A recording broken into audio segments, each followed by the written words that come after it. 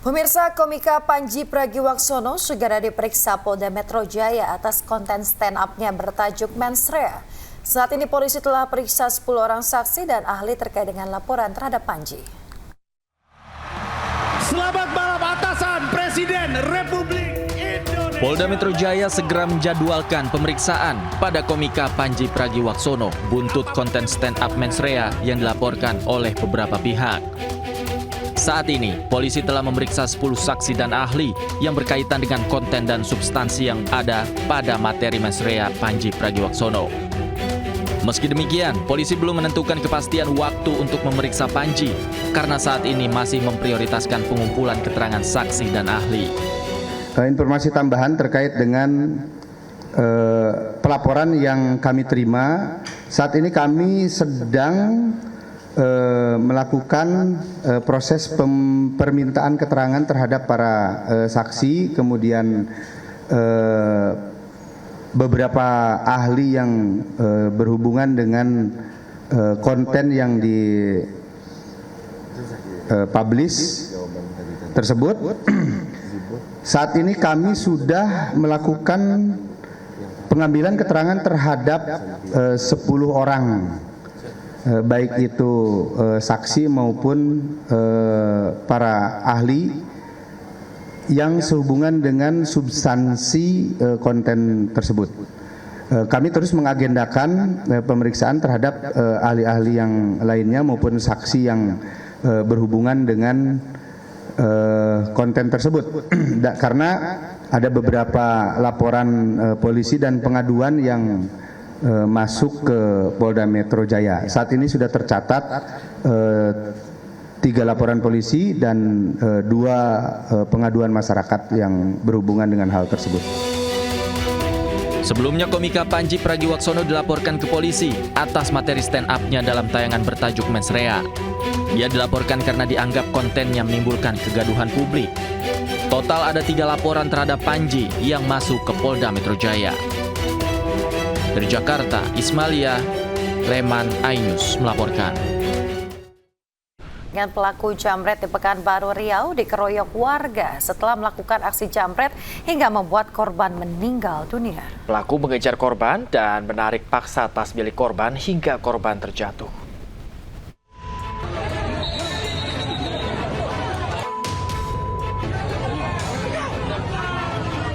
Sepasang kekasih asal Pekanbaru Riau ini menjadi bulan-bulanan warga. Tanpa henti, warga menendang tubuh si wanita, sementara kekasihnya tampak tergeletak tidak berdaya. Selain mendesak pelaku, masih juga membakar motor mereka hingga hangus. Warga geram karena keduanya telah melakukan aksi jambret hingga memakan korban jiwa. Korbannya adalah seorang karyawan bank di Pekanbaru. Peristiwa berawal saat korban mengendarai sepeda motor melintas jalan Tengkubai, Kecamatan Bukit Raya. Pelaku langsung mengejar korban dan menarik paksa tas milik korban hingga korban terjatuh. Naas, korban terlindas kendaraan lainnya, seketika korban pun tewas. Bertemu ibu-ibu membawa tas, ditarik dan terjatuh. Ibu tersebut dan tertabrak kendaraan ibunya. Kemudian pelaku terjatuh juga sehingga diamankan oleh warga dan diketahui itu adalah pelaku jambret. Pelaku telah diamankan di penanganan unit reserse kriminal Polsek Bukit Raya. Keduanya terancam kurungan 20 tahun penjara. Dari Pekanbaru Riau, Indra Yosrizal Ainus melaporkan. Seorang bocah berusia 6 tahun menjadi korban tabrak lari di Jalan Batara Bira, Kecamatan Biringkanaya, Makassar, Sulawesi Selatan. Peristiwa ini pun terekam CCTV dan pengemudi mobil kini dalam pencarian polisi.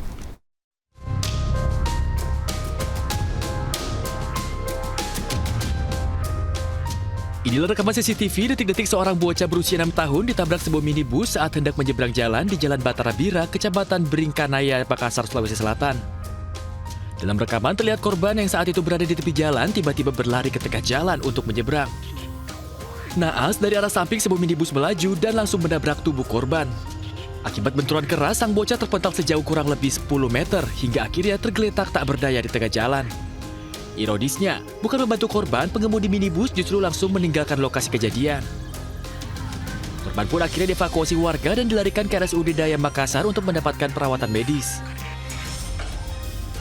Polrestabes Makassar pun telah mendalami kasus ini dan telah memeriksa rekaman CCTV dan telah mengantongi ciri-ciri pelaku. Menyeberang, tiba-tiba kendaraan roda 4 menabrak, akhirnya anak terlempar, dan untuk kendaraan itu langsung meninggalkan TKP. Untuk kondisi anak-anak sekarang di rumah sakit, masih sementara perawatan, itu lukanya kepala, memar, robek di punggung, terus tangan kanan lecet, dan ada beberapa bagian tubuh yang lecet karena adanya benturan dan terseret. Polisi kini tengah memburu pelaku tabrak lari dan mengimbau pada pelaku untuk segera menyerahkan diri. Dari Makassar, Sulawesi Selatan, Wahyu Ruslan, iNews melaporkan.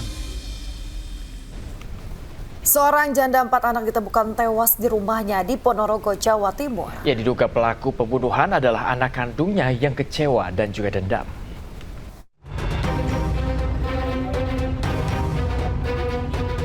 Polres Ponorogo terus melakukan penyelidikan atas kematian Nur Aini, seorang janda 4 anak warga Kecamatan Sukorejo, Ponorogo, Jawa Timur. Dari hasil otopsi diketahui korban meninggal karena luka sayatan benda tajam di leher, juga luka benturan benda tumpul di kepala. Hasil pemeriksaan saksi dan bukti disimpulkan terduga pelaku pembunuhan merupakan anak pertama korban berusia 29 tahun. Sang anak baru pulang merantau dari Bali sekitar seminggu dan tinggal dengan korban. Saat korban ditemukan tewas, sang anak menghilang. Bahkan di akun media sosialnya, pelaku menulis usai membunuh ibunya. Pelaku menulis hubungannya dengan sang ibu tidak harmonis dan nampak ungkapan dendam. Selain itu, keterangan saudara dan warga sekitar, hubungan ibu dan anak ini sering bermasalah. Banyak luka di bagian kepala, tangan, dan leher. Di kepala ada sayatan, ada luka tumpul, bekas luka pukulan. Memang benar dugaan kita pelaku adalah anak korban si A. Polisi masih melakukan pencarian terhadap terduga pelaku yang kabur ke arah Gunung Kidul, Yogyakarta. Polda Nusa Tenggara Barat ungkap penemuan jasad wanita terbakar di pinggir jalan di wilayah Sekotong, Lombok Barat, Nusa Tenggara Barat. Hasil penyelidikan polisi mengarah kepada pria berinisial BP yang merupakan anak kandung korban terduga pelaku pembunuhan.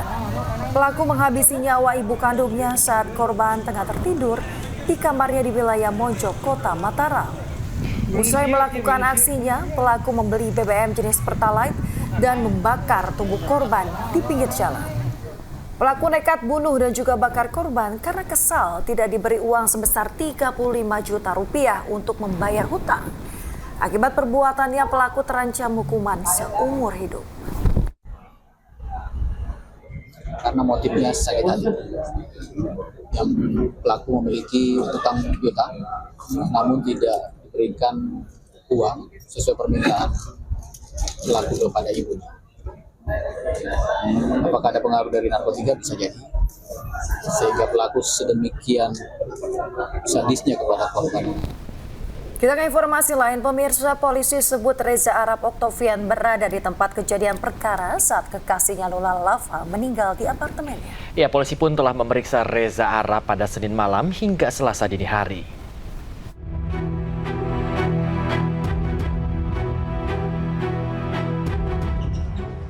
Polres Metro Jakarta Selatan telah memeriksa 6 orang saksi terkait kematian selebgram Lula Lava di kamar apartemennya di kawasan Kebayoran Baru, Jakarta Selatan. Kasat Reskrim Polres Jakarta Selatan AKBP Iskandar Syah mengatakan ke-6 saksi yang diperiksa yakni yang berada di lokasi kejadian saat itu. Berdasarkan keterangan saksi, petugas telah mendatakan kronologi dan barang bukti dari lokasi kejadian. Dapat dilaksanakan oleh TKP dan kami sudah memeriksa melaksanakan klarifikasi pada saksi-saksi yang ada di tempat kejadian perkara yang melihat, menyaksikan dan mendengar. Dari saksi-saksi tersebut kita mendapatkan suatu alur cerita dan barang bukti yang ada di tempat kejadian perkara juga sudah kita amankan dan akan kita proses lebih lanjut karena beberapa membutuhkan keterangan dari laboratorium forensik. Sampai saat ini dugaan untuk pacarnya ada dari keterangan bahwa ada di TKP. Oleh karena itu, jadi kita tetap melakukan klarifikasi dan saudara RA ini pacarnya kooperatif dan akan hadir pada pemeriksaan atau klarifikasi di Polres Metro Jakarta Selatan. Lebih lanjut, AKBP Iskandar Syah menambahkan jika kekasih Lula Reza Arab saat kejadian berada di lokasi. Reza Arab sendiri telah menjalani pemeriksaan pada Senin malam hingga Selasa dini hari. Polisi menyebut Reza Arab mendapat sebanyak 30 pertanyaan dari penyidik. Sementara itu, bukti-bukti sendiri telah dikirimkan ke laboratorium forensik. Meski begitu, pihak kepolisian belum bisa memberikan kesimpulan perihal penyebab kematian selebgram 26 tahun itu lantaran masih menunggu keterangan pihak rumah sakit. Sebelumnya, jasad jagat hiburan maksud kami digegerkan dengan kabar meninggalnya selebgram sekaligus kekasih Reza Arab, Lula Lava. Lula dimakamkan Sabtu siang di Pemakaman Umum Rawat-Rate, Jakarta Timur.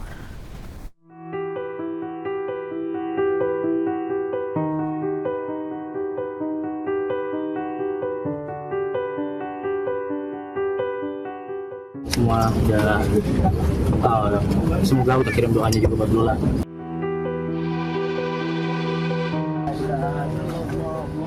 Isak tangis keluarga tak terbendung saat jenazah selebgram Lula Lava dimakamkan di Pemakaman Umum Rawat-Rate, Jakarta Timur. Termasuk musisi sekaligus YouTuber Reza Arab yang tak kuasa menahan tangis. Sementara tangis ibu Lula Lava pecah saat jenazah masuk ke liang lahat. Ia tak kuasa menahan tangis melihat jasad putrinya dikuburkan. Datang semua udah tahu, semoga kita kirim doanya juga buat Lula. Enggak, Lula nggak pernah cerita apa-apa mengenai sakitnya. Dia juga nggak pernah cerita. Saya tahu dari orang terdekatnya, dia membantu asisten. Nggak ada. Selebgram Lula Lava ditemukan meninggal dunia di sebuah apartemen di kawasan Dharma Wangsa, Kebayoran Baru, Jakarta Selatan pada Jumat malam. Dalam sebuah foto yang beredar memperlihatkan selebgram Lula Lava ditemukan meninggal dunia di dalam kamarnya. Dari Jakarta, tim liputan iNews melaporkan. Pemirsa, tim Satuan Reserse Narkoba Polres Metro Bekasi Kota menggerebek rumah terduga kurir narkoba. Ratusan sabu dan juga sepucuk senjata api berhasil diamankan.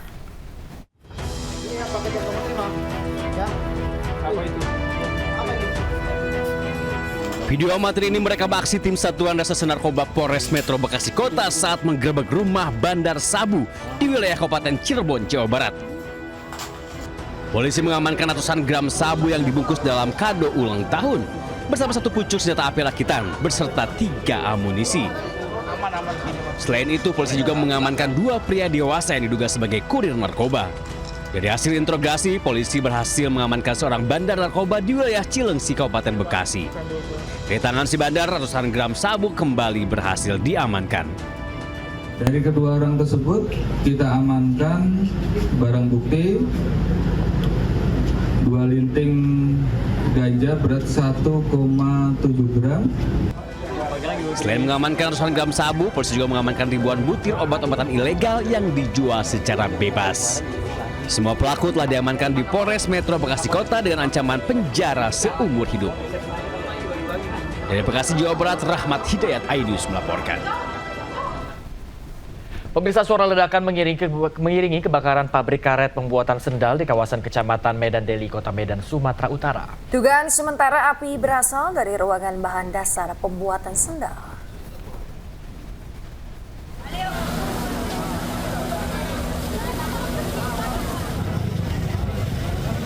Kepulan asap hitam membumbung tinggi saat api membakar pabrik karet yang memproduksi sendal milik PT Garuda Mas Perkasa di kawasan Jalan Komodo Laut Yosudarso, Kecamatan Medan Deli, Kota Medan. Suara ledakan dari dalam pabrik yang terbakar membuat warga panik. Puluhan mobil pemadam kebakaran dikerahkan untuk menjinakkan si jago merah yang kian merembet ke seluruh bangunan pabrik. Warga menyebutkan dugaan api berasal dari ruangan obat atau ruangan bahan dasar pembuatan sendal. Tidak ada korban jiwa akibat kebakaran ini, namun kerugian materi ditaksir miliaran rupiah. Dari Medan, Sumatera Utara, Yuda Bahar, A-News melaporkan. Sejumlah kios pedagang di Pasar Burung Srijaya, Kota Madiun, Jawa Timur terbakar.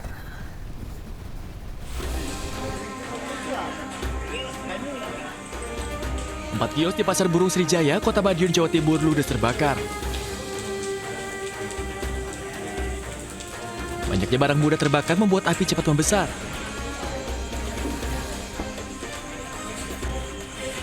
Kobaran api turut menyebabkan seluruh barang dagangan seperti sangkar dan burung yang tersimpan di dalamnya turut terbakar.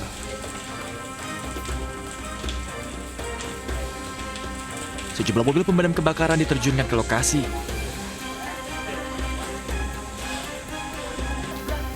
Api pun baru berhasil dipadamkan 1 jam kemudian. Tidak ada korban jiwa dalam peristiwa ini. Polisi pun kini tengah menyelidiki penyebab kebakaran. Dari Madiun, Jawa Timur, Arif Wahyu Effendi, A-News melaporkan. Buron pelaku pencurian spesialis kotak amal masjid dan sepeda motor ditangkap polisi. Pelaku merupakan residivis yang tercatat sudah 5 kali keluar masuk penjara atas kasus serupa.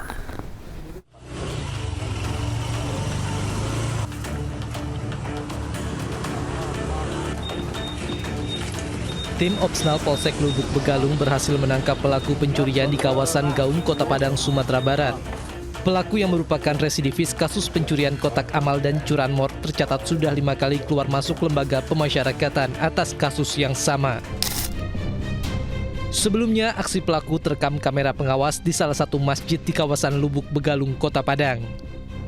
Dalam rekaman tersebut, pelaku dengan tenang memasuki masjid kemudian mengambil kotak amal yang dibungkus menggunakan sarung. Pelaku lalu kabur menggunakan sepeda motor yang juga merupakan hasil curian. Pelaku juga terekam kamera pengawas di masjid lain. Dalam aksinya, pelaku berhasil menggasak uang kotak infak dengan total kerugian mencapai 2 juta rupiah. Pelaku mengaku telah melakukan aksi pencurian kotak amal di sekitar 50 tempat kejadian perkara yang tersebar di Kota Padang dan Kota Solok. Tim Opsnal Polsek Lubek telah berhasil mengamankan diduga pelaku curanmor dan ada beberapa TKP pencurian kotak amal, tepatnya di Jalan Makassar, Pasar Gaung. Sebanyak 47 body pack telah dievakuasi tim SAR gabungan dari bencana longsor di Desa Pasir Langu, Cisarua, Kabupaten Bandung Barat pada Selasa hari. Dari jumlah tersebut, 27 korban meninggal telah teridentifikasi dan diserahkan ke pihak keluarga. Sementara itu pemirsa, sekitar 35 rumah dengan total 155 warga terdampak longsor. Dari jumlah tersebut, 75 orang berhasil diselamatkan oleh tim SAR gabungan. Selain warga sipil, puluhan personil TNI AL juga terdampak longsor karena tengah beraktivitas di wilayah lereng Gunung Burangrang. Bahwa body pack yang kita temukan dari tim SAR gabungan jumlah ada 47 body pack dan ini sudah kita serah terimakan. Kemudian update dari hasil konsolidasi kepada pemerintah daerah bahwa waktu hari pertama pemerintah daerah memberikan informasi kepada Badan SAR Nasional bahwa jumlah masyarakat yang terdampak adalah 34 kepala keluarga dan 133 warga yang terdampak. Namun dalam perkembangannya ternyata bahwa jumlah rumah yang terdampak tersapu oleh bencana ada 35 rumah dengan jumlah korban 155, di mana dari 155 ini 75 dapat diselamatkan, kemudian sisanya waktu itu dalam pencarian dan hari ini yang saya sampaikan update pada jam 17.30 yaitu jumlah body pack yang kita temukan sudah 47 body pack. Di mana kalau tadi pagi informasi terakhir yang saya konfirmasi bahwa telah teridentifikasi 27 jenazah yang sudah diserah terimakan kepada keluarga. Pemirsa, upaya pencarian hari keempat bencana longsor di Desa Pasir Langu, Kecamatan Cisarua, Kabupaten Bandung Barat, Jawa Barat kembali dilanjutkan pada Selasa pagi. Tim SAR menerjunkan anjing pelacak K9 untuk membantu pencarian.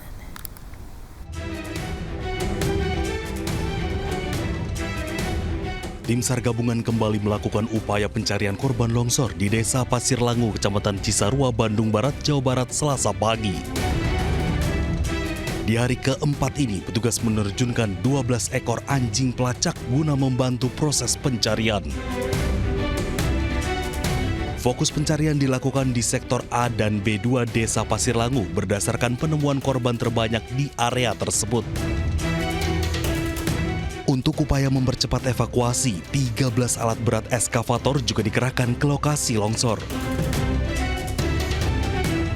Kita sudah menambah alat berat ekskavator yang 75 malam tadi naik, kemudian kita naikkan juga 200 kayu pacat, cuma baru satu karena ternyata untuk menggeser yang 200 itu kita kesulitan di jalan. Tadi sempat ada masalah di jalan ya, jalannya ambles ya. Jadi yang digunakan ekskavator sekarang berapa, Pak? Sekarang jadi jumlahnya yang sudah datang itu, Pak? 13 ekskavator.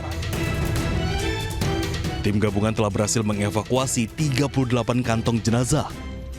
20 diantaranya telah diidentifikasi dan diserahkan ke keluarga. Sementara 42 orang lain masih dalam pencarian. Dari Bandung Barat, Yuwono Wahyu, iNews melaporkan.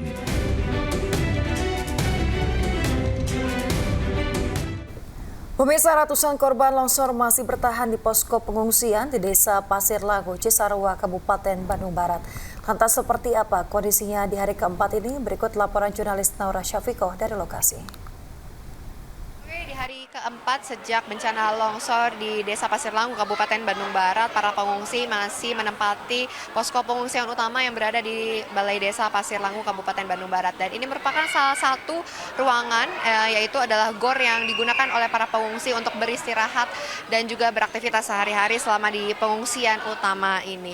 Dan memang kalau misalnya kita lihat untuk suasana pengungsian ini di malam hari ramai dengan para warga, maksud kami, para warga yang sedang beristirahat ataupun ada juga yang sedang menikmati makanannya, dikarenakan memang untuk bantuan makanan ini selalu diberikan secara penuh setiap harinya dari pagi, siang, sore, dan juga malam hari. Dan tidak hanya ada bantuan makanan saja, para pengungsi ini juga sudah menerima bantuan logistik lainnya seperti ada kasur, kemudian ada selimut, dan juga bantuan seperti obat-obatan yang membantu dan juga menunjang untuk kehidupan mereka di pengungsian ini. Dan memang untuk pengungsi yang ada di sini, ini masih belum mendapatkan kepastian juga kapan untuk bisa kembali ke tempat tinggalnya, karena beberapa ada yang terdampak alias rumahnya hancur terbawa longsor, tapi ada juga yang terdampak dikarenakan berada di zona merah. Untuk mayoritas warga yang berada di Desa Pasir Langu ini pekerjaan atau mata pencaharian utamanya adalah bertani dan juga berkebun. Namun kalau misalnya kita lihat memang untuk di lokasi banyak sekali kebun yang sudah lahannya terbawa untuk longsor, kemudian ada juga yang berada di zona merah atau zona tidak aman, sehingga mengkhawatirkan bagi warga untuk kembali beraktivitas. Dari Bandung Barat, Naura Syafikah, Tri Julianti, iNews melaporkan. Pemirsa, memasuki hari ke-10 banjir di Kabupaten Karawang, Jawa Barat Selasa malam terus berangsur surut. Meski demikian, banjir masih melanda 10 kecamatan yang tersebar di 10 desa setinggi 1 meter hingga 1,5 meter. Dan berikut laporan jurnalis iNews Rudi Setiawan. Pemirsa, banjir di Kabupaten Karawang, Jawa Barat sampai saat ini sudah memasuki hari yang ke-10 atau sepekan lebih, di mana banjir sampai saat ini yaitu masih berada di 10 kecamatan atau di 20 desa yang tersebar di Kabupaten Karawang, Jawa Barat. Dan dapat kami informasikan bahwa banjir ini masih ketinggian bervariasi mulai 1 meter bahkan 1,5 meter untuk yang berada di belakang saya ini. Namun kalau berada yang seperti saat ini, saya sedang bersama Pol Airut Polda Jawa Barat dan bersama Pol Airut Polres Karawang. Saya sedang melakukan patroli untuk melihat tentang maksudnya untuk melihat ketinggian debit air yang sampai saat ini yang kelihatannya ada beberapa yang sudah mulai surut. Adapun bisa kami update terkini, selain banjir yang melanda untuk di Kabupaten Karawang sendiri, memang area persawahan juga masih terendam banjir. Kemudian juga untuk masyarakat yang sedang melakukan beberapa lokasi itu beberapa saat ini juga masih mengungsi. Di antaranya mereka sudah ada juga yang pulang karena sebagian besar ada 65% yang sudah surut. Ya, juga masyarakat juga sebagian kondisinya saat ini juga masih ada yang mengungsi, namun tidak sebanyak pada hari-hari sebelumnya. Ya, pemirsa, demikian yang dapat kami informasikan untuk update terkini dari Kecamatan Teluk Jambe Barat, Kabupaten Karawang, Jawa Barat. Rudi Setiawan, saya Rudi Setiawan, iNews melaporkan. Meski mulai surut pemirsa, banjir masih merendam ribuan rumah warga di Subang, Jawa Barat. Ratusan warga masih bertahan di pengungsian karena khawatir debit air kembali naik.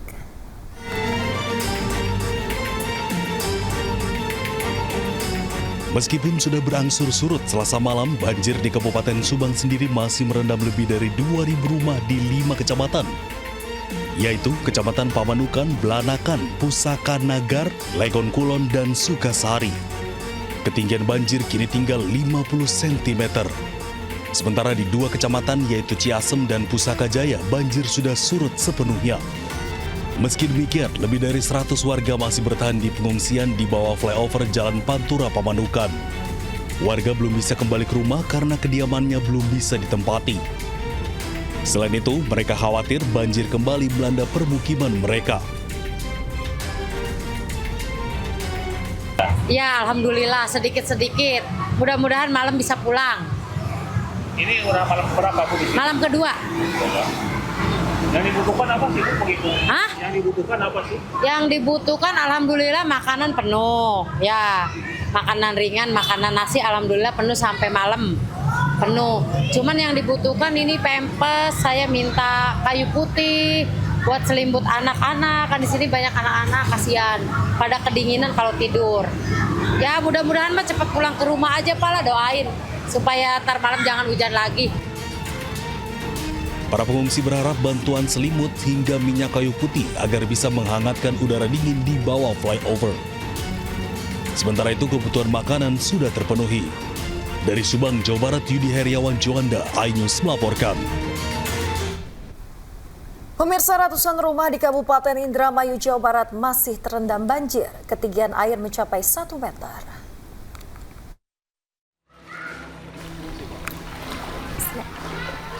Ratusan rumah di perumahan Rumah Ningrat 1, Kelurahan Margadadi, Kabupaten Indramayu masih terendam banjir. Banjir diakibatkan curah hujan tinggi selama 2 hari dan buruknya drainase. Bahkan banjir meluas di 4 kelurahan, seperti di Kelurahan Margadadi, Karangmalang, Kapandean, dan Lemah Mekar. Ketinggian air di sejumlah titik mencapai 1 meter. Warga menyelamatkan barang berharga ke tempat yang lebih aman dan memilih bertahan di rumah masing-masing. Korban banjir berharap pemerintah segera mengatasi persoalan banjir yang kerap merendam rumah mereka di saat hujan deras mengguyur. Warga juga berharap bantuan seperti makanan, selimut, dan obat-obatan. Dari Indramayu, Jawa Barat, Toh Iskandar, iNews melaporkan. Pemirsa, Indonesia terus memperkuat layanan penanganan kanker dengan menghadirkan teknologi radioterapi paling mutakhir. Inovasi ini diharapkan meningkatkan akurasi terapi serta memberikan jaminan keselamatan dan perawatan yang lebih optimal bagi pasien kanker. Pemerintah melalui Kementerian Kesehatan terus mendorong penguatan layanan kanker, mulai dari pencegahan hingga pengobatan melalui kolaborasi strategis Indonesia-Tiongkok dengan menghadirkan Integrated City Lanac. Teknologi ini meningkatkan akurasi terapi, mempercepat proses layanan, serta memberikan jaminan keselamatan dan perawatan yang lebih optimal bagi pasien kanker. Kementerian Kesehatan RI juga mengapresiasi komitmen MRCCC Siloam dalam menghadirkan radioterapi paling mutakhir dan pertama di Asia Tenggara. Government of Indonesia remains firmly committed to strengthening health services, particularly for cancer, cardiovascular disease, stroke, urology, and maternal and child health, which continue to pose major challenges to our national health system. The burden of cancer in Indonesia is very high and continues to.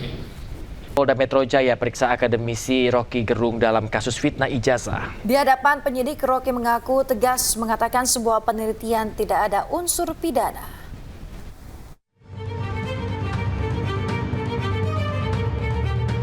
Kasus fitnah ijazah Joko Widodo di Polda Metro Jaya terus bergulir. Hari ini, kubu Roy Suryo menghadirkan akademisi Rocky Gerung sebagai saksi sekaligus ahli untuk memberikan keterangan pada penyidik.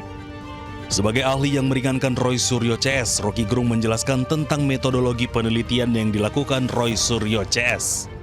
Di hadapan penyidik, Rocky dengan tegas mengatakan sebuah penelitian tidak ada unsur pidana, apalagi unsur pencemaran nama baik yang bersifat subjektif. Bang, lihatnya. Dia tersangka karena ada urusan tadi, dia anggap menghina. Mana ada penelitian yang isinya menghina. Kan itu intinya kan. Menghina atau mencemarkan nama baik itu adalah reaksi publik atau terutama reaksi kalangan Pak Jokowi terhadap Dr. Tifa kan. Begitu. Coba tanya misalnya, lawyernya baca nggak buku itu tuh? Mengerti nggak apa itu hermeneutic of suspicion? Mengerti nggak apa itu cognitive science? Mengerti nggak apa itu neurofilosofi? Kan mereka nggak paham. Jadi mereka ambil bagian yang sensasional untuk menjebak Tifa di dalam soal yang disebut ada unsur pidananya. Meneliti itu nggak ada unsur pidananya itu. Berarti nggak ada pencemaran nama baik, ujaran kebencian berdasarkan SARA ya? Ya apa dasar mencemarkan nama baik, mau namanya aja bukan namanya nggak diketahui. Relasi personal itu yang memungkinkan terjadi pencemaran nama baik. Kalau saya dendam pada orang, saya cemarkan nama baiknya. Jika tak ada unsur pidana, maka Rocky menilai bahwa penetapan Roy Suryo, Rizwan Syah-Nipar, dan Dr. Tifa sebagai tersangka tidak tepat. Polemik soal ijazah Joko Widodo seharusnya bisa diselesaikan secara rasional, ilmiah, tanpa ranah pidana. Dari Jakarta, Tim Liputan iNews melaporkan.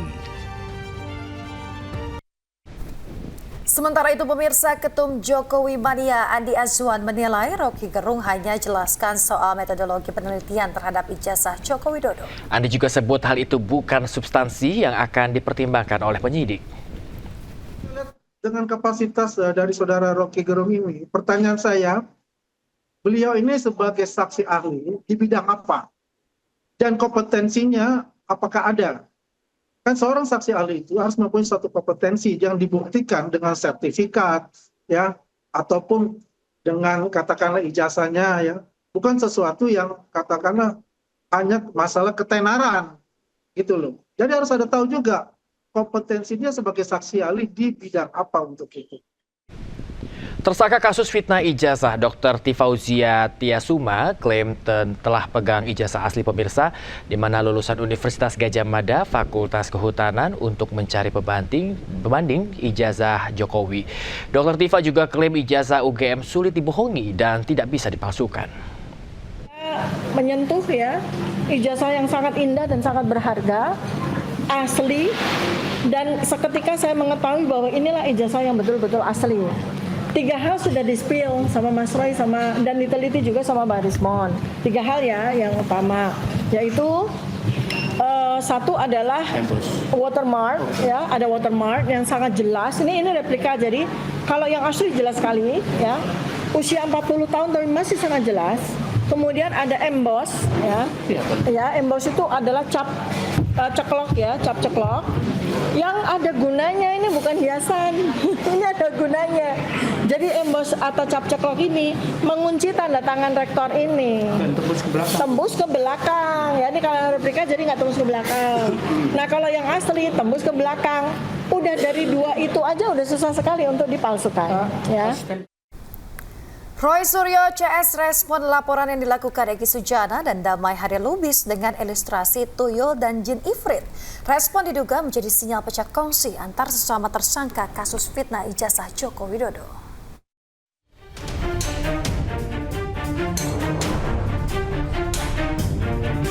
Drama kasus ijazah palsu Joko Widodo memasuki episode baru.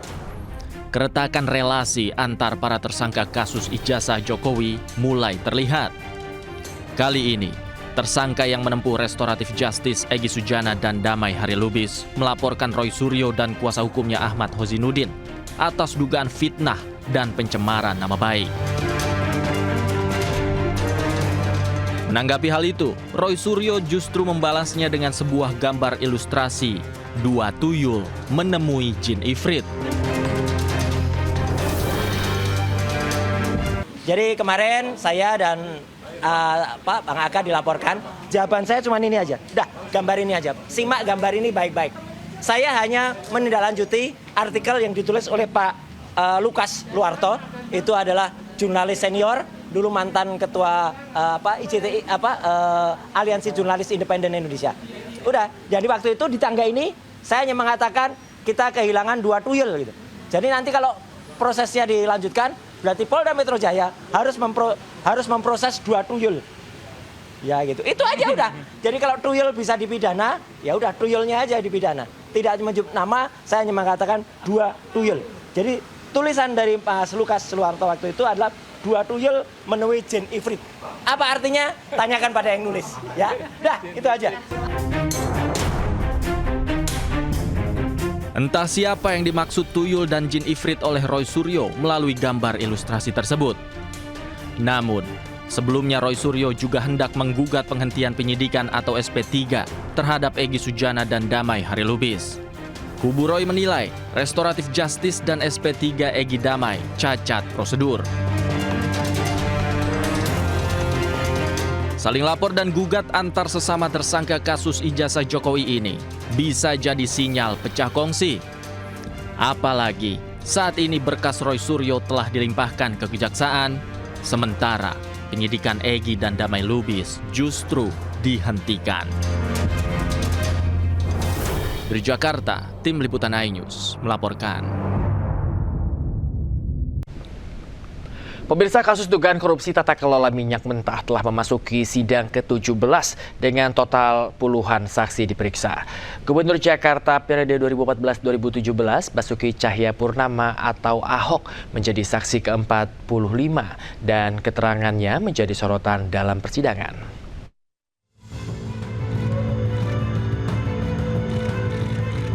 Gubernur Jakarta periode 2014-2017 Basuki Cahayapurnama alias Ahok menghadiri sidang kasus dugaan korupsi tata kelola minyak mentah di Pengadilan Tipikor Jakarta.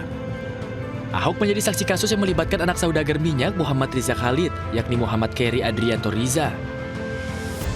Dalam keterangannya, Ahok mengatakan tidak mengetahui dasar perhitungan kerugian yang mencapai 285 triliun rupiah.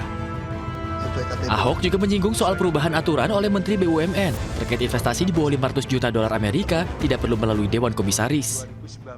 Lalu Menteri BUMN melakukan sebuah peraturan investasi di bawah 500 juta dolar sudah tidak perlu lewat meja Dekom. Itu yang terjadi. Jadi nggak gampang sebetulnya. Makanya saya sudah bilang sama jaksa, sama hakim, kalau mau periksa lebih lanjut, periksa BUMN sebetulnya. Apa yang terjadi dengan mereka sebetulnya? Membeli barang nggak benar, itu saya juga bilang sama jaksa juga. Saya punya banyak kasus bisa dicurigain, bisa dilaporkan gitu loh. Tapi bukan kasus yang seperti ini, saya juga bingung. Kenapa ini kerugian gitu tinggi, sementara yang begitu lebih mencurigakan kok diam semua. Sementara itu, kuasa hukum terdakwa Keri Riza, Patrazen, menegaskan keterangan dari 45 saksi tidak membuktikan adanya perbuatan melawan hukum dalam sewa terminal BBM Merak maupun kapal. Kerugian negara hanya bisa ada kalau terbukti ada perbuatan melawan hukum. Pertanyaannya, sama ibu bapak yang mengikuti sidang, sampai dengan awal, sampai Pak Ahok bersaksi, nggak ada katanya itu masalah sewa tangki OTM. Ya, nggak ada tuh katanya kemahalan. Kerugian negara 2,9 triliun yang kemarin bayar PLN, bayar pajak, dihitung juga. Saya tambah, sekarang tangki OTM itu sudah dikelola oleh Badan Pemulihan Aset. Patra menilai tudingan kerugian negara tidak terbukti karena terminal masih digunakan dan mencatat keuntungan 4,7 miliar dolar Amerika Serikat, sehingga optimis dakwaan jaksa akan ditolak. Dari Jakarta, tim liputan iNews melaporkan. Menteri Keuangan RI Purbaya akan lakukan perombakan besar-besaran terhadap jajaran pejabat Direktorat Jenderal Bea Cukai. Hal ini dilakukan sebagai langkah evaluasi menyeluruh atas integritas dan kinerja institusi tersebut.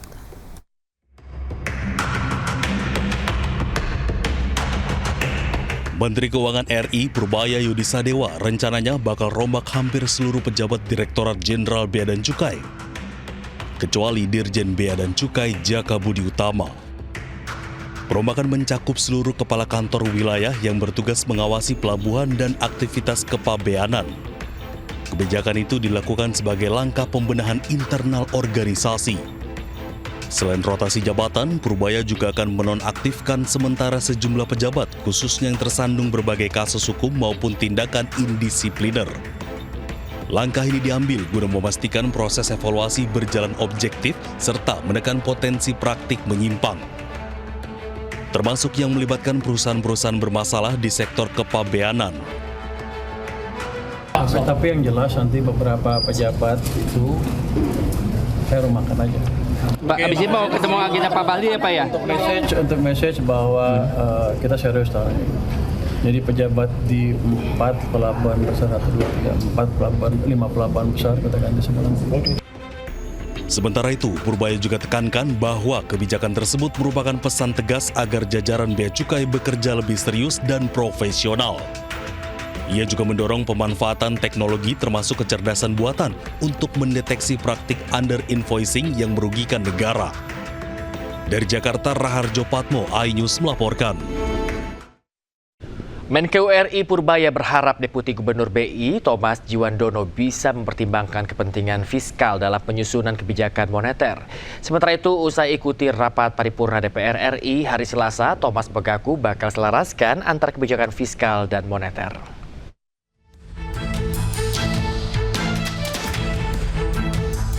Menteri Keuangan RI Purbaya Yudi Sadewa menyampaikan harapannya terhadap sosok Deputi Gubernur Bank Indonesia Thomas Jiwandono dapat menjalankan kebijakan di BI dengan baik dan mampu memberi masukan kepada Bank Indonesia dalam kaitannya dengan kebijakan fiskal. Menurut Purbaya, kehadiran figur dengan pemahaman lintas kebijakan, jajaran BI diharap dapat perkaya diskusi dan sudut pandang dalam pengambilan keputusan tanpa mengganggu independensi otoritas moneter. Harapannya ya dia bisa menjalankan kebijakan memberi masukan yang kuat dalam kebijakan moneter yang juga turut memasukkan concern di fiskal. Jadi bukan berarti kita akan orang bilang katanya di Tempo ya fiskal menguasai moneter, enggak kan beda. Setelah di sana ya dia di sana, saya nggak bisa ngendaliin dia.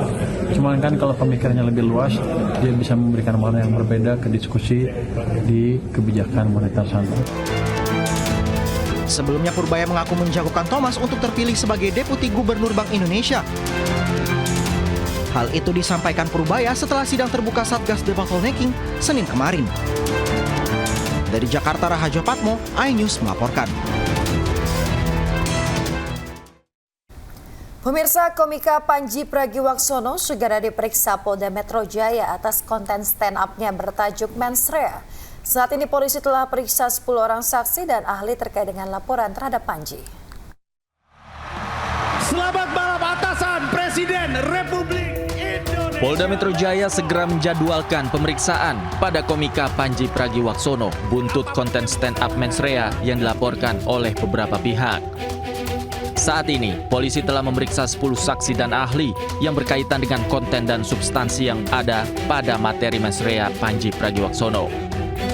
Meski demikian, polisi belum menentukan kepastian waktu untuk memeriksa Panji karena saat ini masih memprioritaskan pengumpulan keterangan saksi dan ahli. Informasi tambahan terkait dengan pelaporan yang kami terima, saat ini kami sedang melakukan proses permintaan keterangan terhadap para saksi, kemudian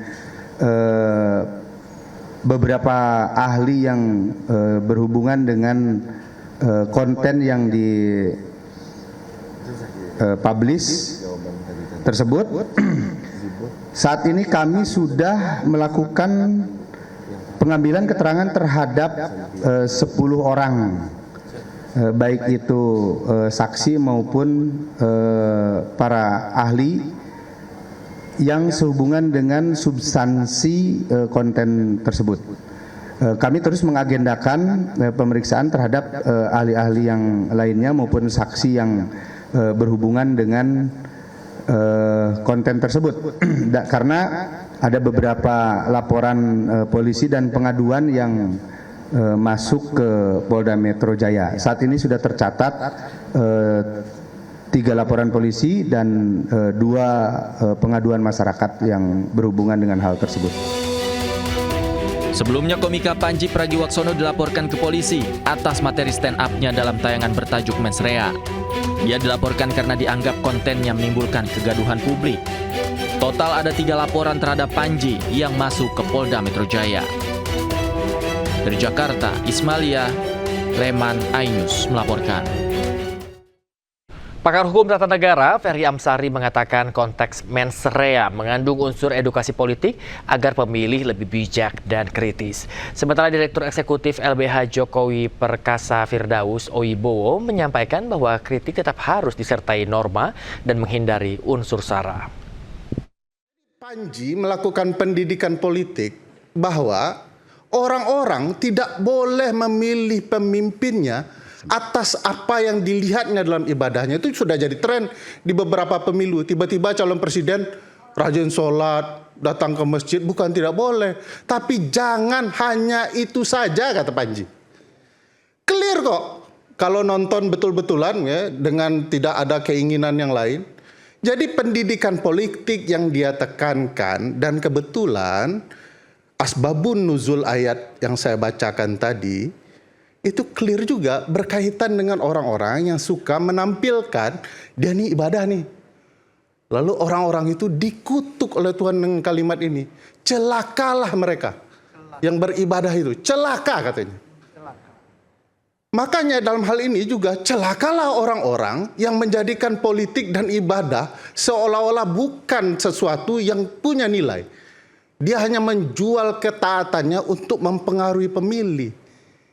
Nah, Panji bukan bilang kau tak boleh memilih orang sholat. Bukan, dia bilang jangan itu satu-satunya jadi penilaian Anda. Nanti Anda lupa katanya ya, mengoreksi soal track recordnya, catatan karirnya, prestasinya. Itu yang poinnya. Bahkan saya bertanya, tolong jawab. Panji itu menghina atau mengkritik? Biar saya jelaskan kepada Anda. Apa itu kritik, apa itu penghinaan. Silakan. Gitu loh. Saya akan jelaskan kepada Anda. Kritikan ini, penghinaan ini gitu loh. Bedanya apa? Silakan. Kritik, dia harus disertai dengan solusi, tetapi pakai adab dan norma. Kritik harus disertai dengan solusi, tetap tetapi mempertimbangkan adab dan norma. Dan norma, oke. Ya, berkaitan dengan etika. Kritik. Ya, kritik. Oke. Ya. Itu definisi dari? Bentar, itu definisi dari? Dari kritik. Iya, dari mana? Sumbernya apa? Dari saya barusan. Ya.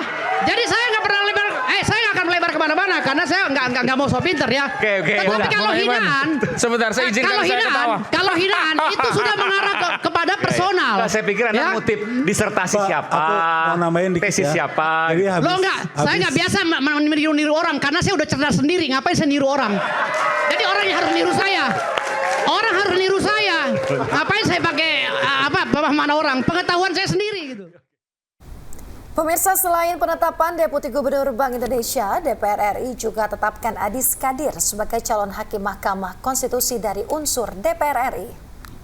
Komisi 3 DPR RI menyetujui Saudara Profesor Dr. Insinyur Haji Adis Kadir SHM sebagai Hakim Konstitusi pada Mahkamah Konstitusi Republik Indonesia yang berasal dari usulan lembaga Dewan Perwakilan Rakyat Republik Indonesia dan untuk selanjutnya dapat diproses sesuai ketentuan perundang-undangan yang berlaku. Setuju?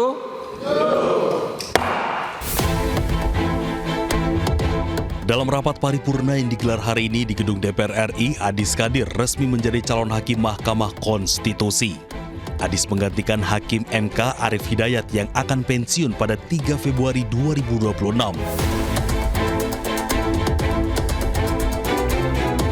Pencalonan Adis Kadir disetujui Komisi 3 dalam rapat pleno yang digelar pada Senin kemarin. Seluruh partai setuju atas majunya Adis Kadir sebagai calon hakim Mahkamah Konstitusi. Adis pun akan mundur dari keanggotaan Partai Golkar dan dari jabatannya sebagai Wakil Ketua DPR RI periode 2024-2029. Terima kasih atas kepercayaannya. Saya akan menjaga kepercayaan dari teman-teman dengan baik, menjaga konstitusi di negara kita agar bisa berjalan sesuai dengan porsinya. Dalam rapat, Ketua Komisi 3 DPR RI Habibur Rahman pastikan tidak memiliki konflik kepentingan atas pengangkatan Adis Kadir.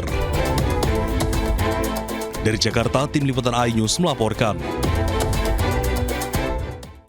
Kebakaran di Provinsi Chubut, Argentina masih terus berkobar. Kencangnya hembusan angin membuat tim penyelamat tidak dapat menjinakkan api.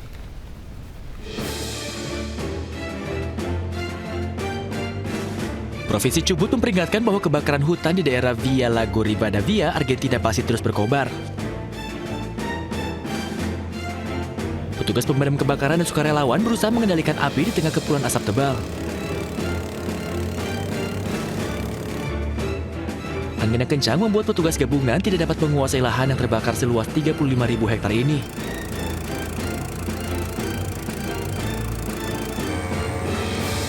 Angin dengan kecepatan hingga 50 km per jam juga menghasilkan beberapa titik api sekunder di berbagai sektor.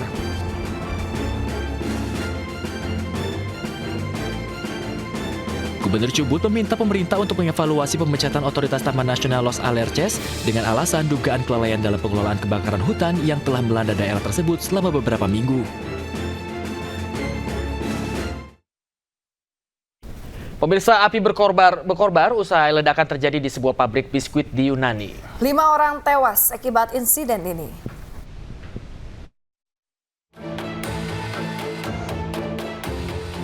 Kebakaran yang dipicu ledakan besar di sebuah pabrik biskuit terjadi di kota Trikala, Yunani. Petugas pemadam kebakaran berusaha memadamkan api yang berkobar di dalam reruntuhan dinding pabrik yang hancur. Kepulan asap tebal membumbung tinggi akibat insiden yang menewaskan sedikitnya 5 orang tersebut. Sebelumnya dilaporkan bahwa 4 korban kebakaran adalah perempuan, dan beberapa jam kemudian petugas penyelamat menemukan 1 jenazah lagi. Setidaknya 7 orang terluka, termasuk seorang petugas pemadam kebakaran. Ledakan terjadi saat shift malam, menyebabkan sebagian besar pabrik runtuh. Setidaknya 13 orang dilaporkan berada di dalam fasilitas tersebut pada saat kejadian. Belum diketahui penyebab kejadian ini, penyelidikan pun masih terus dilakukan. Bandara Internasional Charlotte Douglas membatalkan lebih dari 452 penerbangan dan menunda lebih dari 200 penerbangan akibat badai salju ekstrim yang melanda Amerika Serikat. Akibatnya ribuan penumpang terlantar di bandara, pemirsa.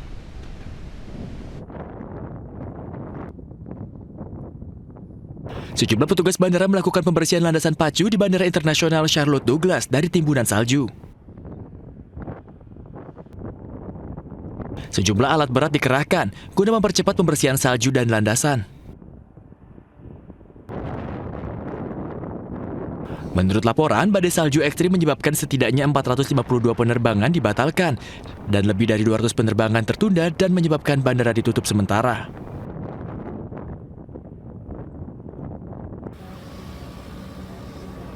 Selain di wilayah Carolina Utara, badai salju ekstrim juga dilaporkan menyebabkan kekacauan di seluruh negeri, dengan lebih dari 14.000 pembatalan penerbangan dan 850.000 orang mengalami pemadaman akibat terputusnya jaringan listrik.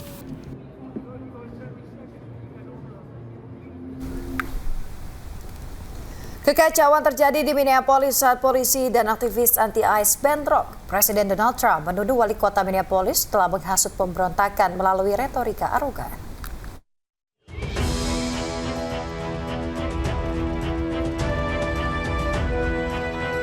Kekacauan terjadi di Minneapolis ketika puluhan demonstran anti-ICE menargetkan sebuah hotel yang diyakini menampung agen federal yang menyebabkan bentrokan dengan polisi anti huru-hara berlanjut menyusul penembakan fatal kedua yang melibatkan petugas imigrasi dan bea cukai atau ICE.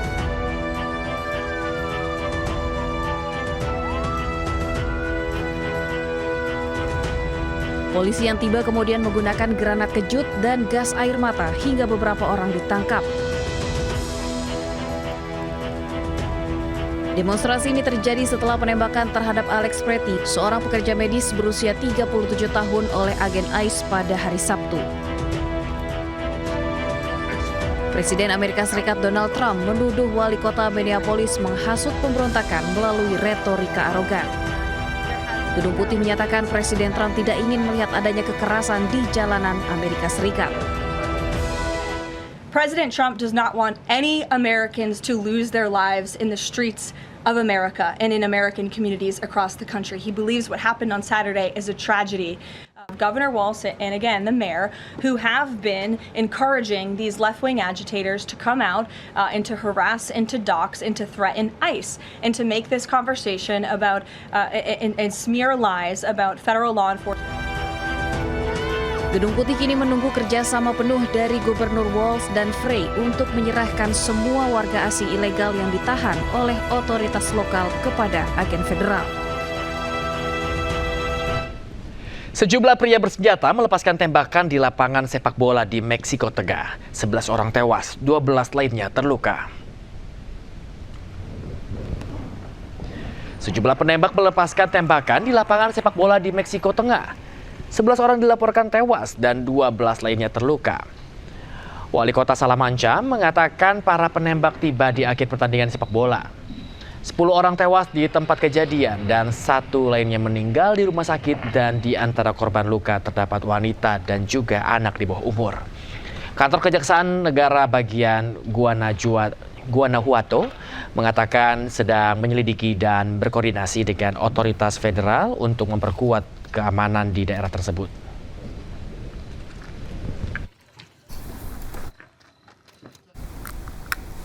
Pemirsa, 2 buah kapal tenggelam di perairan Filipina hingga menewaskan sejumlah ABK dan juga penumpang.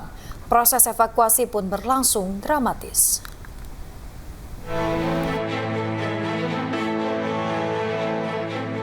Belas awak kapal kargo MV Devon Bay yang berhasil selamat tiba di Pelabuhan Manila pada hari Senin. Mereka tiba dengan kondisi selamat usai proses evakuasi yang dramatis oleh penjaga pantai Cina.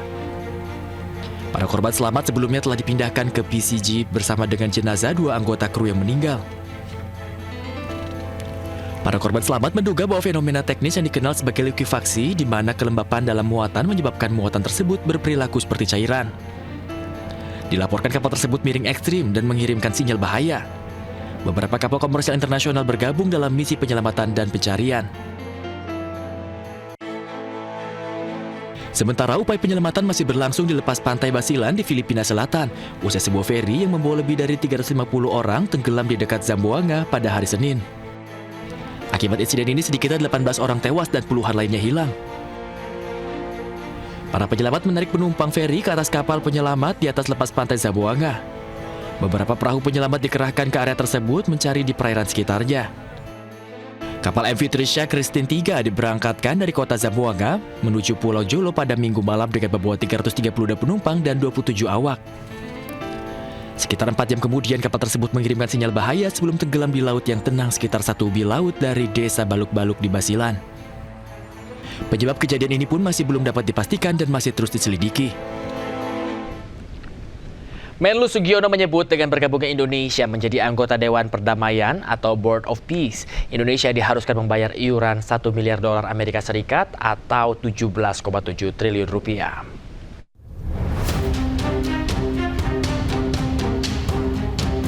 Sebagai bentuk dukungan untuk kemerdekaan Palestina, pemerintah Indonesia resmi bergabung dengan Dewan Perdamaian atau Board of Peace.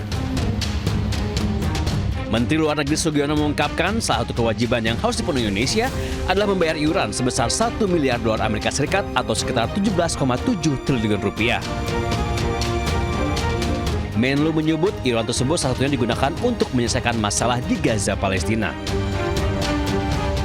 Presiden memutuskan untuk ikut berpartisipasi. Jadi gini, ini bukan membership fee, tapi kalau kita lihat kronologinya bahwa pembentukan Board of Peace ini merupakan suatu upaya untuk bisa menyelesaikan situasi di Gaza pada khususnya dan Palestina, termasuk upaya rekonstruksi. Terus rekonstruksi ini siapa yang bayar? Kan seperti itu. Uangnya dari mana? Dananya dari mana? Kan seperti itu. Oleh karena itu, anggota-anggota yang diundang itu diajak untuk berpartisipasi di situ. Sebelumnya, Presiden Prabowo Subianto menandatangani piagam pembentukan Dewan Perdamaian atau Board of Peace di Davos, Swiss. Selain Indonesia, ada 25 negara lainnya juga ikut bergabung. Organisasi bentukan Presiden Amerika Serikat Donald Trump ini dibentuk untuk menyelesaikan berbagai konflik global. Tim Liputan iNews melaporkan. Suara ledakan mengiringi kebakaran pabrik karet pembuatan sendal di kawasan Kecamatan Medan Deli, Kota Medan, Sumatera Utara. Ya, dugaan sementara api berasal dari ruangan bahan dasar pembuatan sendal.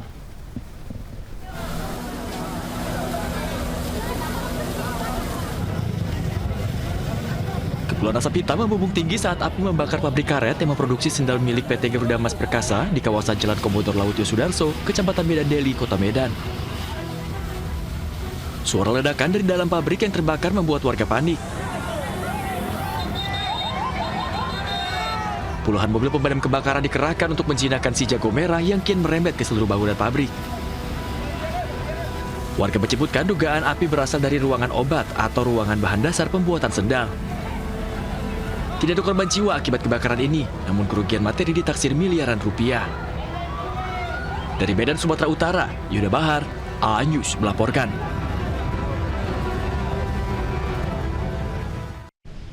Sejumlah kios pedagang di Pasar Burung Srijaya, Kota Madiun, Jawa Timur terbakar.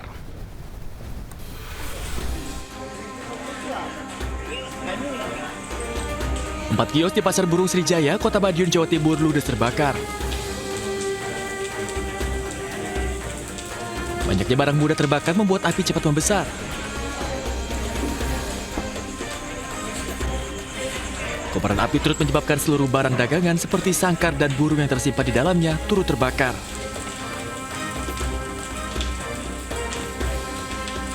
Sejumlah mobil pemadam kebakaran diterjunkan ke lokasi.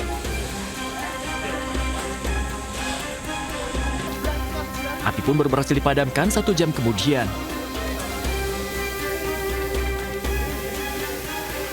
Tidak ada korban jiwa dalam peristiwa ini. Polisi pun kini tengah menyelidiki penyebab kebakaran.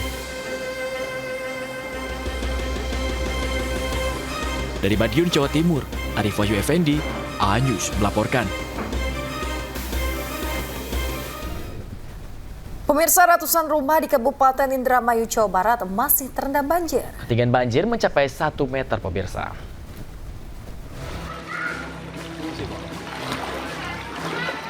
Ratusan rumah di perumahan Rumah Ningrat 1, Kelurahan Margadadi, Kabupaten Indramayu masih terendam banjir. Banjir diakibatkan curah hujan tinggi selama 2 hari dan buruknya drainase. Bahkan banjir meluas di 4 kelurahan, seperti di Kelurahan Margadadi, Karangmalang, Kapandean, dan Lemah Mekar. Ketinggian air di sejumlah titik mencapai 1 meter. Warga menyelamatkan barang berharga ke tempat yang lebih aman dan memilih bertahan di rumah masing-masing. Korban banjir berharap pemerintah segera mengatasi persoalan banjir yang kerap merendam rumah mereka di saat hujan deras mengguyur. Warga juga berharap bantuan seperti makanan, selimut, dan obat-obatan. Dari Indramayu, Jawa Barat, To Iskandar, iNews melaporkan.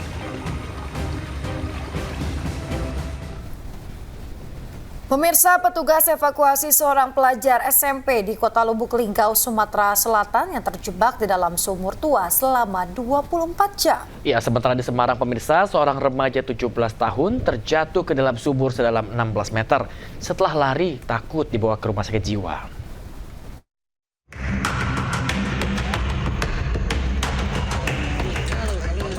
Petugas gabungan mengevakuasi seorang bocah pelajar SMP dari dalam sebuah sumur di Kelurahan Puncak Kemuning, Kelurahan Lubuk Linggau Utara, Kota Lubuk Linggau.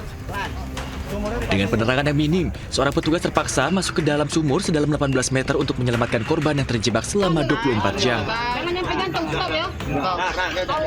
Kejadian bermula ketika korban bermain di pinggir jalan bersama temannya dikejar orang tak dikenal. Korban lari ke arah sumur hingga terperosok.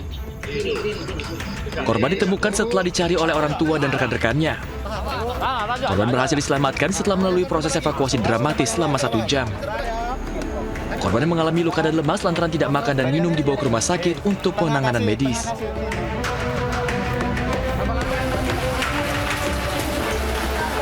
Petugas pemadam kebakaran mengevakuasi seorang remaja 17 tahun warga Kampung Kuripan, Kelurahan Wonolopo, Kecamatan Mijen, Kota Semarang, Jawa Tengah dari dalam sumur sedalam 16 meter di samping rumahnya. Korban terjatuh ke dalam sumur usai lari akibat takut akan dibawa ke rumah sakit jiwa. Korban berhasil dievakuasi dalam kondisi selamat setelah 7 jam berada di dalam sumur. Usai dievakuasi, pihak keluarga membawa korban ke rumah sakit untuk pemeriksaan. Dari Lubuk Linggau, Sumatera Selatan dan Semarang, Jawa Tengah, Sudirman Wisnuwardana, iNews melaporkan. Seorang bocah berusia 6 tahun menjadi korban tabrak lari di Jalan Batara Bira, Kecamatan Biringkanaya, Makassar, Sulawesi Selatan. Peristiwa ini pun terekam CCTV dan pengemudi mobil kini dalam pencarian polisi.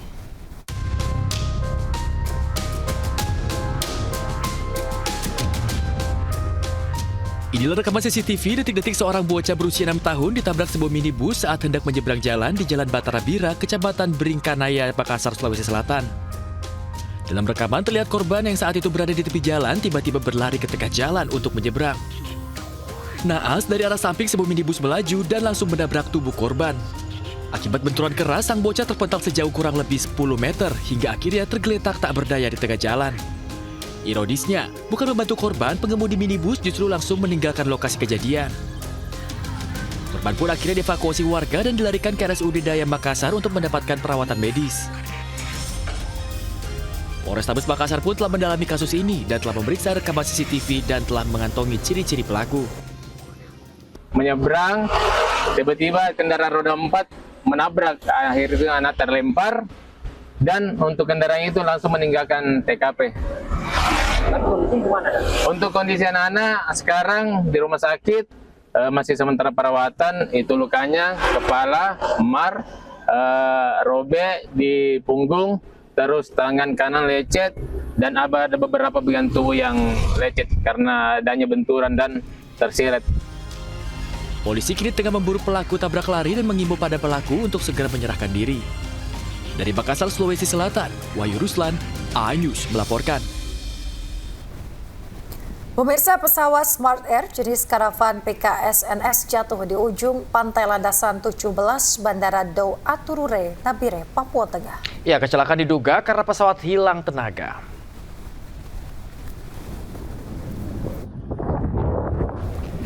Pesawat Smart Air PKSNS dengan tujuan ke Kaimana ini jatuh, pemirsa, sesaat setelah lepas landas dari Bandara Dau Aturure. Kecelakaan diduga karena mesin pesawat mengalami gangguan sehingga jatuh ke laut.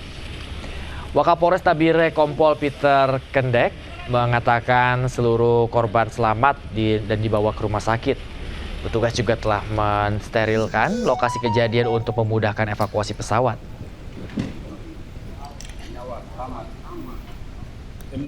Aman semua dong. Pemirsa, kasus dugaan korupsi tata kelola minyak mentah telah memasuki sidang ke-17 dengan total puluhan saksi yang diperiksa.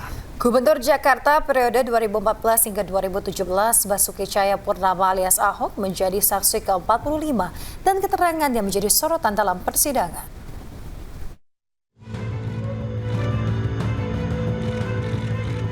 Gubernur Jakarta periode 2014-2017 Basuki Cahayapurnama alias Ahok menghadiri sidang kasus dugaan korupsi tata kelola minyak mentah di Pengadilan Tipikor Jakarta. Ahok menjadi saksi kasus yang melibatkan anak saudagar minyak Muhammad Riza Khalid, yakni Muhammad Keri Adrianto Riza. Dalam keterangannya, Ahok mengatakan tidak mengetahui dasar perhitungan kerugian yang mencapai 285 triliun rupiah. Ahok juga menyinggung soal perubahan aturan oleh Menteri BUMN terkait investasi di bawah 500 juta dolar Amerika tidak perlu melalui Dewan Komisaris. Lalu Menteri BUMN melakukan sebuah peraturan, investasi di bawah 500 juta dolar sudah tidak perlu lewat meja Dekom. Itu yang terjadi. Jadi nggak gampang sebetulnya. Makanya saya sudah bilang sama jaksa, sama hakim, kalau mau periksa lebih lanjut, periksa BUMN sebetulnya. Apa yang terjadi dengan mereka sebetulnya? Membeli barang nggak benar, itu saya juga bilang sama jaksa juga. Saya punya banyak kasus bisa dicurigai, bisa dilaporkan gitu loh. Tapi bukan kasus yang seperti ini, saya juga bingung. Kenapa ini kerugian gitu tinggi, sementara yang begitu lebih mencurigakan kok diam semua. Sementara itu, kuasa hukum terdakwa Keri Riza, Patrazen, menegaskan keterangan dari 45 saksi tidak membuktikan adanya perbuatan melawan hukum dalam sewa terminal BBM Merak maupun kapal. kerugian negara hanya bisa ada kalau terbukti ada perbuatan melawan hukum. Pertanyaannya, sama ibu bapak yang mengikuti sidang, sampai dengan awal, sampai Pak Ahok bersaksi, nggak ada katanya itu masalah sewa tangki OTM, ya, nggak ada tuh katanya kemahalan. Kerugian negara 2,9 triliun yang kemarin bayar PLN, bayar pajak, dihitung juga. Saya tambah, sekarang tangki OTM itu sudah dikelola oleh Badan Pemulihan Aset. Patra menilai tudingan kerugian negara tidak terbukti karena terminal masih digunakan dan mencatat keuntungan 4,7 miliar dolar Amerika Serikat, sehingga optimis dakwaan jaksa akan ditolak. Dari Jakarta, Tim Liputan iNews melaporkan. Pemirsa, aksi nekat kembali dilakukan pendaki terkenal asal Amerika Alex Honnold yang menantang maut. Ya, tanpa tali pengaman, pemirsa, Honnold memanjat gedung tertinggi Taiwan dalam waktu 90 menit.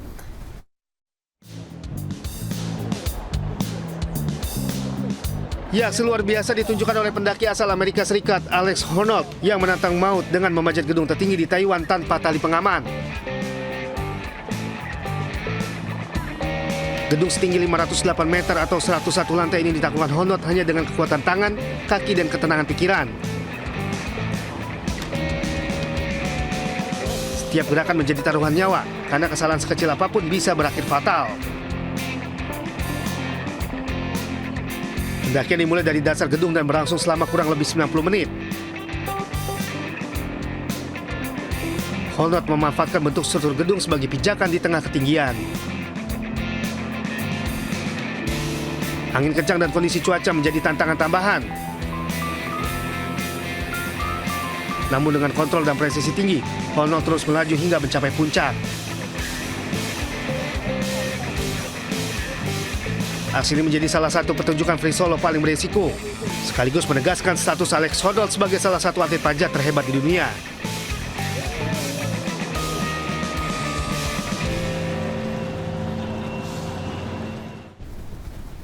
Pemirsa, Timnas Futsal Indonesia membantai Korea Selatan 5-0 pada laga perdana Grup A AFC Futsal Asian Cup 2026. Ya, kemenangan ini membuat skuad besutan Hector Souto memuncaki klasemen sementara.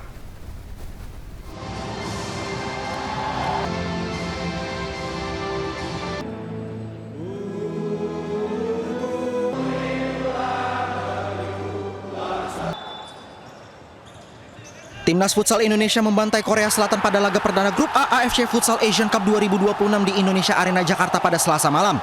Keran gol Indonesia dibuka Muhammad Iqbal.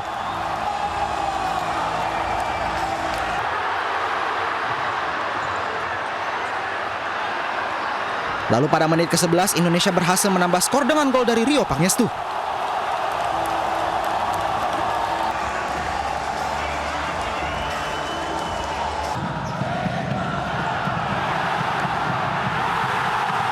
Babak kedua baru berjalan 1 menit, Iqbal sukses mencetak gol keduanya untuk membawa Indonesia unggul 3 gol.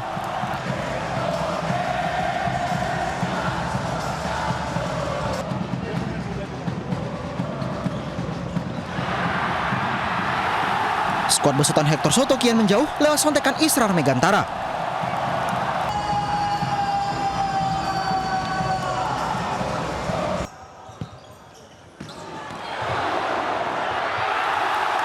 Pesta gol skuad Garuda Futsal ditutup tendangan akurat Reza Gunawan dan memastikan Indonesia menang 5-0 atas Korea Selatan. Hasil ini membawa Indonesia memuncaki klasemen sementara Grup A, sedangkan Korea Selatan menjadi juru kunci. Usai meraih kemenangan, pelatih timnas futsal Indonesia Hector Souto menyebut kemenangan ini berkat laporan pantauan tim hingga bisa meminimalisir kesalahan melawan Korea Selatan. Ya, hal senada disampaikan pemain timnas futsal Indonesia Muhammad Iqbal. Ia menyebut kemenangan ini berkat para pemain yang mengikuti arahan pelatih. What we saw in the scouting, it was real true that will happen in the game. I think we have really few mistakes. We concede really few. We were really aware of their strong points. We saw the qualifiers that they play, and we knew that they conceded really few goals in the last 4 games. In fact, in the last 4 games, they just conceded 2 goals against Thailand in the qualifiers. And today, I think we did a good game. Could be better. We could score more, as you could see, but for me, it's enough. It represents the reality of the game. Mengenai performa, kami tidak melakukan pemain tidak melakukan hal-hal yang tidak diinstruksikan oleh pelatih. Kami cuma mengikuti instruksi pelatih dan alhamdulillah hasilnya seperti itu. Alhamdulillah. Yang pasti seperti yang sebelumnya saya sampaikan, terima kasih banyak untuk supporter. Itu sangat berguna banget untuk kita ya. Untuk menekan mental lawan, walaupun supporter tidak bisa passing di lapangan, tapi itu sangat berpengaruh sekali. Atmosfer dari supporter itu berasa banget sampai goosebumps. Alhamdulillah, terima kasih supporter.